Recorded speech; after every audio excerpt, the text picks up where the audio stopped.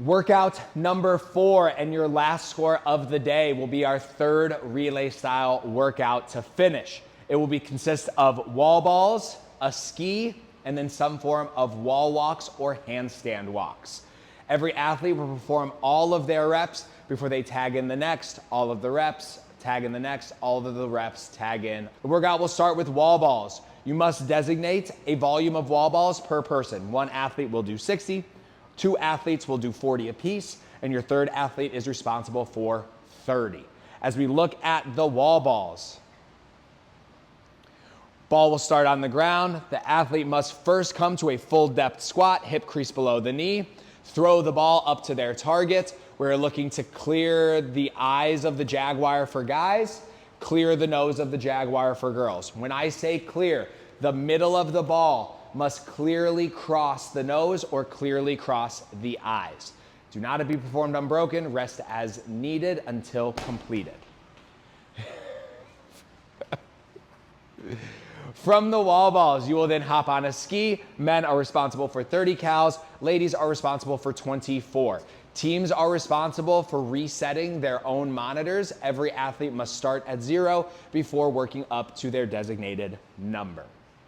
Once you finish the ski, we'll finish out with either wall walks or maybe handstand walks. One athlete will be responsible for 10 wall walks, one athlete responsible for 5 wall walks, one athlete responsible for 3, and your fourth athlete is to perform 10 modified wall walks. Before we get into the standards of wall walks, there is an option to sub those out for handstand walks if you are doing the 10 or the 5.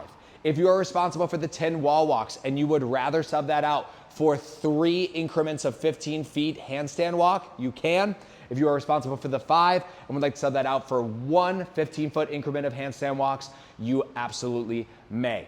15 feet increments must be performed unbroken without falling. If you do not make it the full 15 feet, if you do not make it the full 15 feet and fall, you must come back to the start and perform again. For the wall walk standard, the athlete must start with their hips and chest on the ground and their hands at their designated starting line. The front line will be for men, the back line will be for women. Matt must first get both of his feet established on the wall. Before his hands can start to leave, walk back, both hands need to make contact with the close line to the wall at the same time. Hands must return to the line before feet can come off of the wall, right? Common no reps we see would be at the start of a wall walk where his feet are not on the wall yet and his hand leaves. That would be a no rep. Both hands must touch the line. We also see that on the way back. Both hands must be in contact with the line before his feet drop. That would also be a no rep. For modified wall walks, you will still be using the men and the women's line. Your hands must start in front of your designated line. Both feet must go onto the wall. Before you walk your hands on the inside of your designated line, hands must return in front of the line. Then your feet can fall. Your hips and chest must still come back to the floor before you begin your next rep. All of the same standards of your feet must be on the wall before your hands leave and your hands must be back before your feet come down still apply to modified wall walks. If you are substituting handstand walks for wall walks, your 15-foot increment will be designated by 2 lines. When you're kicking up to begin your handstand walk, both hands must clearly be behind the start line before you take your first step into inversion.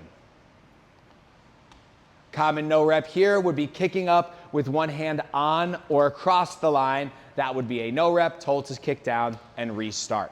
Same goes for your end line. As you are coming to the end of your handstand walk, both hands must clearly touch on the opposite side of the line before you look to kick down. Can't be one hand and you can't touch the line. Both hands need to be clearly, that would be a no rep because you just touched the line. Both hands and palms clearing the line before you kick down. If that wasn't hard enough, we also have a tag out before athlete 1 is replaced by athlete 2. Once athlete 1 has finished their wall balls, their ski, and their inversion movement, they must perform 15 synchro box jump overs with athlete 2 for athlete 2 can get in the vault and start their wall walks. For the box jump overs, you do not need to be on the same side of the box, all right? And that point of synchronicity will be at the closing of the rep on the opposite side of the box. For box jump overs, Matt's gonna jump up on the box. Both feet must touch the top before he steps or jumps off the other side.